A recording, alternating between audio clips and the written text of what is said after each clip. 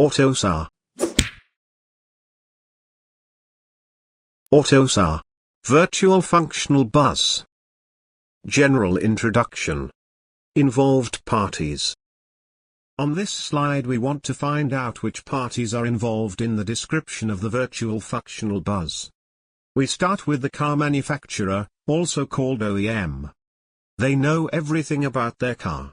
In particular, they know which ECUs they need and which software components are running on them.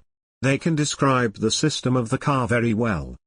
For every ECU they order a supplier to provide the software. The supplier doesn't know everything about the car. They only know the details, which are relevant for their ECU and the software they need to provide. Here we see an example where one supplier develops the software for the ECU marked with the number 1. And the other supplier is assigned to the ECU, which is here marked with the number 2. If you want to learn more about AUTOSAR and other interesting topics, go to embeddedacademy.com.